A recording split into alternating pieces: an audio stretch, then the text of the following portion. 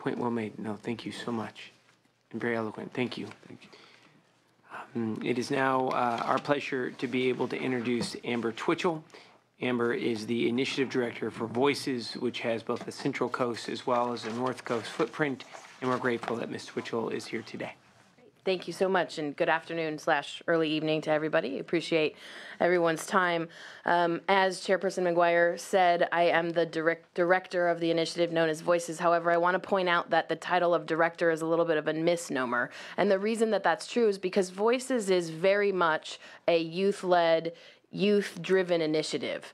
I report directly to a cadre of young leaders across the state. You met Miss Iris Hoffman earlier today. She is very peculiar in how she likes her services run, and so I am it's a pleasure for me to be able to serve at her will. So we all need a signature line item in our email, and so mine says director. However, I just, I want to be very clear that I don't direct anything. The young people direct everything.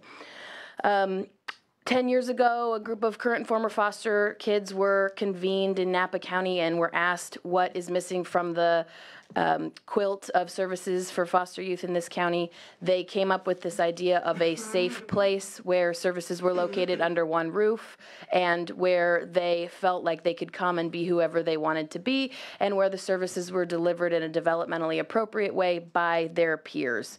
Fast forward the next decade, and we have 3 centers throughout the state of California. We've served over 3,000 young people that are existing in or currently exiting from the foster youth system, and very, very proud of those services that we offer. A couple of years ago, just like a lot of other people in this room, we really latched onto this idea of making sure that our services were trauma-informed, that we were offering this trauma-informed care services. When we started exploring this, we had a couple of very important realizations. The first is that young people have to be ready to even talk about the fact that they have trauma in their past. We can't force those conversations. They have to be ready to talk about them. Then we have to help young people realize that past trauma is showing up as high rates of smoking or over or under eating or, all of these other horrible things that manifest themselves when young people are not coping with their past trauma, when it's just showing up on the outside. And then 3, we have to help them then cope with the anger that they feel when they realize that this whole time they have been using medication to help cope instead of these healthy mechanisms. And that they then have this label that's going to stick with them, just like we talked about. From this point forward, these young people have chronic mental health issues and/or psychotic behaviors, and they're sitting there talking to us, going, "Really, is that really who I am?" The other thing that we realized through this exploratory process is that we can't. The adults in the system can't do this.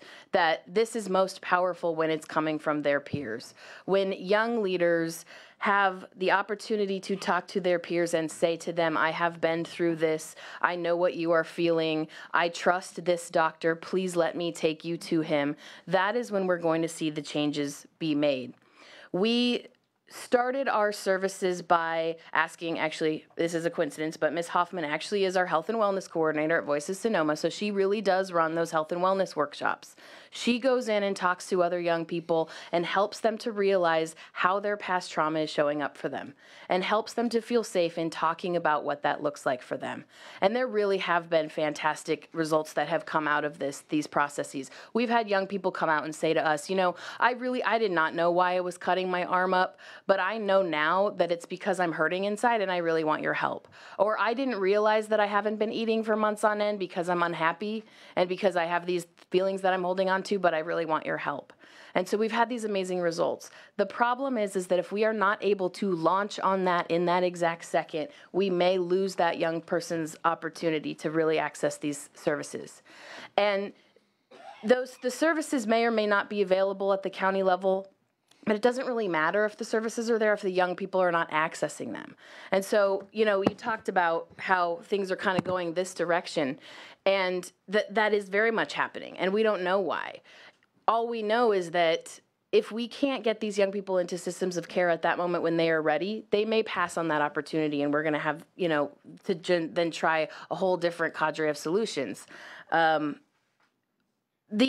services that young people have the option to join, in my opinion, and what we've heard from the young people, are that they're just generally not youth friendly. So whether or not that means that there's not enough access points, whether or not that means that the hours don't accommodate their schedules when they're trying to be in extended foster care and work and go to school and pay their rent and all these different things, whether or not that means that they can't find the doctors that are helpful for them, whatever that looks like, in general, accessing those services are not youth friendly. And so what does that mean in terms of what some potential solutions can be? I think in talking with our young people, two have really come to fruition in terms of the work that Voices does. One is the need to really start these assessment processes at a very early age. And we've heard that, throughout this entire hearing. Individualized systems that youth respond to, systems that look at these predictive behaviors to be able to identify these needs earlier so that we don't have to launch into medication, so that we can send a young person out onto the basketball court instead. So really figuring out how within the child welfare system that can happen at a very early age so that these young people understand what it is that they are coping with. And then the second solution is to really identify where these gaps in the services exist, and then how to bridge those gaps. And I'm always going to be the person that stands up here and tells you that the best way to figure out why young people are not accessing the services is to ask the young people. And so, through a couple of exploratory processes that Voices is launching, through the work of the CYC and other, quality organizations, you've seen, we have the manpower here. We have the smarts, we have the subject matter experts. And so what does that look like in terms of picking their brains, the people that are in these services right now that understand how they go and how they run, and asking them what the problems are, and then making a commitment to implementing systems that address those barriers that they address. And so I'm happy to always talk more about that. Know that we're anxious to go home to our families, so I'm going to stop there. And I appreciate it very much. Switch, we're really grateful that you're here. Thank you so much, and for your leadership as well. Thank you. Really grateful. It is now our pleasure to be able to welcome Mr. West to the hearing. He is a member of California Youth Connection. And Mr. West, we are so happy that you're here, that you made the drive over, and excited to hear what you have to say today. So thank you. Hello, my name is Jabari West, as he said. I'm with the Placer chapter of CYC. This topic is important to me because when I was around the age of 8, I was placed on Zoloft, also known as sertraline. If you don't know, 3 of the top side effects are fatigue, insomnia, and nausea. It also has an effect on sleep. I just said that. Which was a really big deal.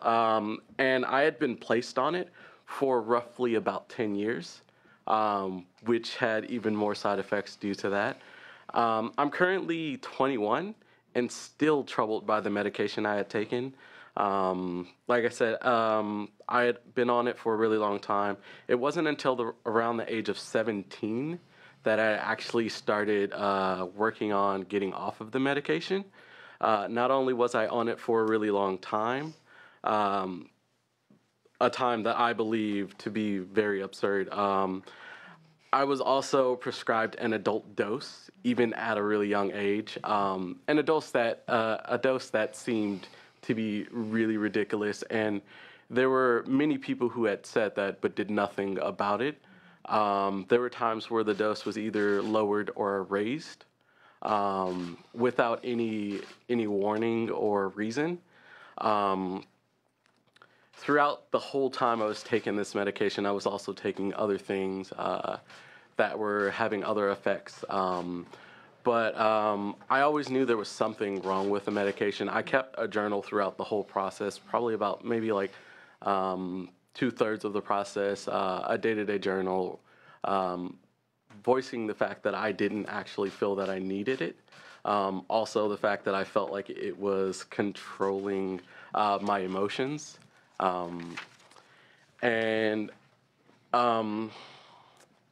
Let's see, after talking to a couple of people, I eventually realized that no one was listening. And then around the age of 17 to 18, I was actually taken off of it.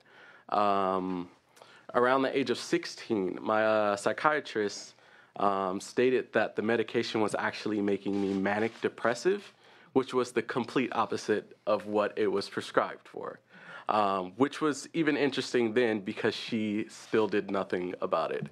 I argued with her. We had a kind of back and forth relationship where she would say one thing and then I would argue that it was different. And it was interesting because we were arguing about me. And I feel like I'm the best person to tell about me.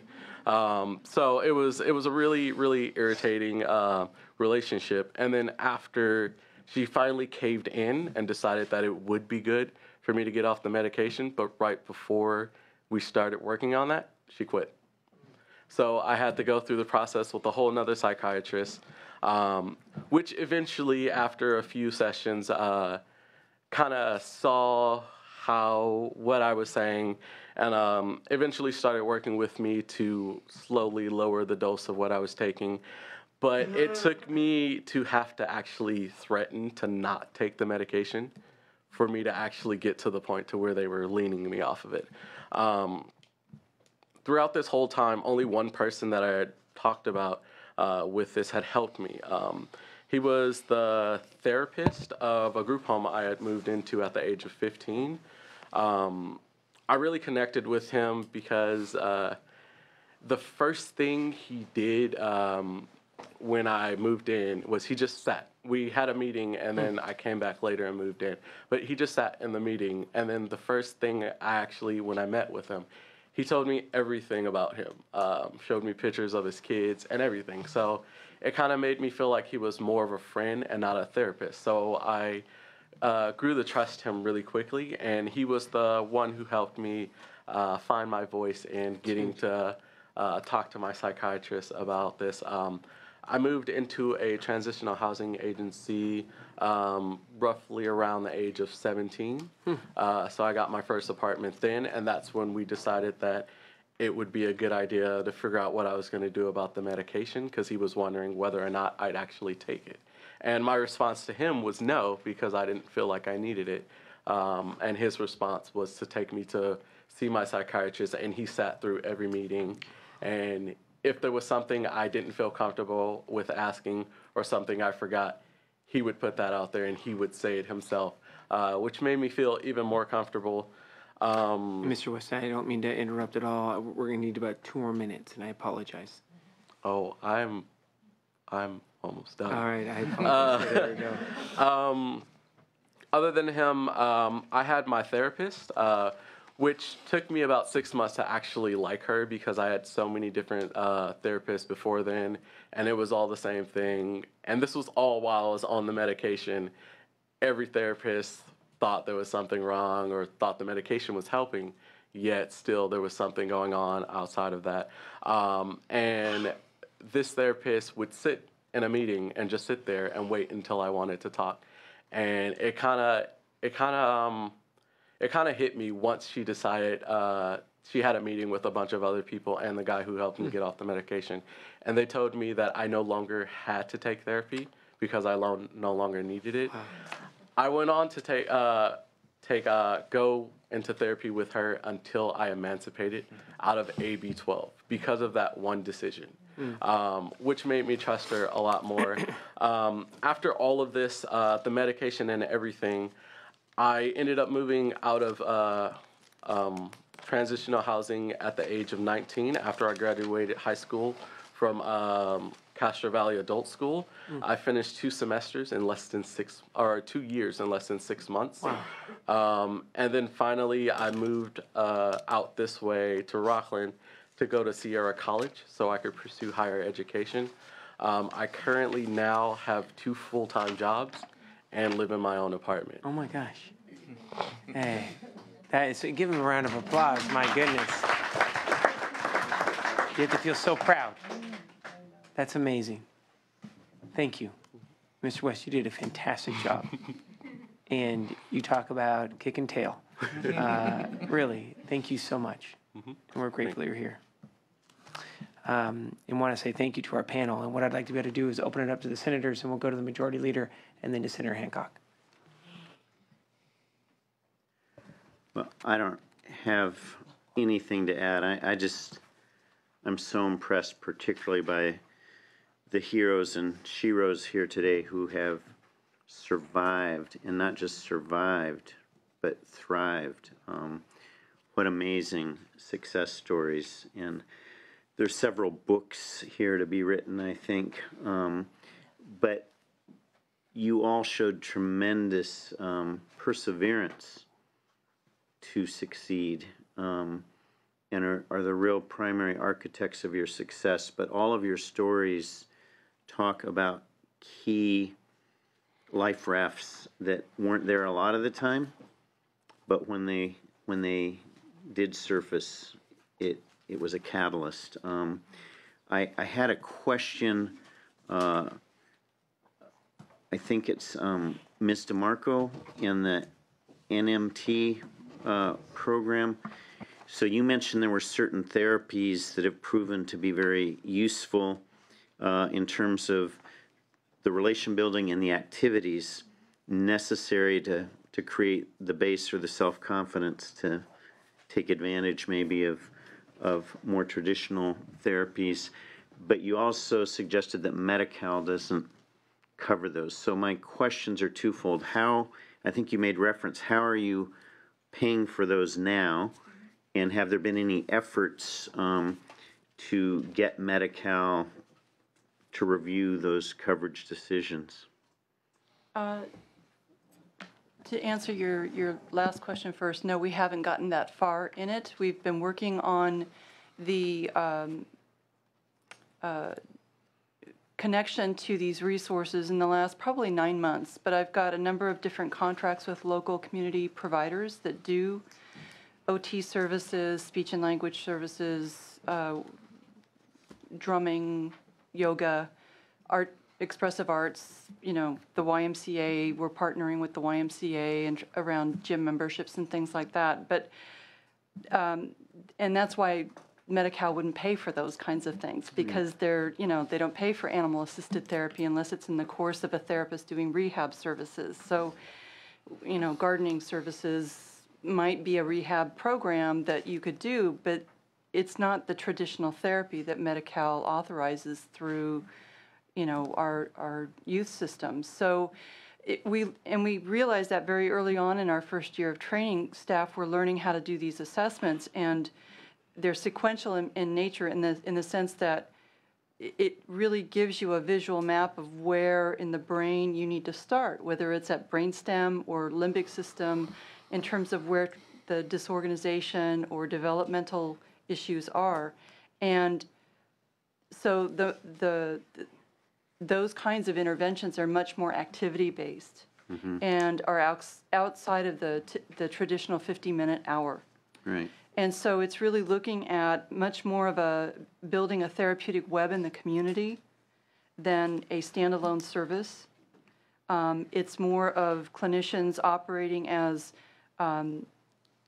advocates and case managers, where they may do a portion of what this child needs, but there's a whole bunch of other people that they're connected to that are doing the other things, so that the child can actually benefit better from the therapy. And it's what Christy Brandt in Napa County talks about as being the tile and grout model. Yeah, I you like know, that. And that's really what we're trying to create. Yeah. So as you, I'm sure, have experienced, our bureaucracies are locked in both antiquated systems and resistant systems.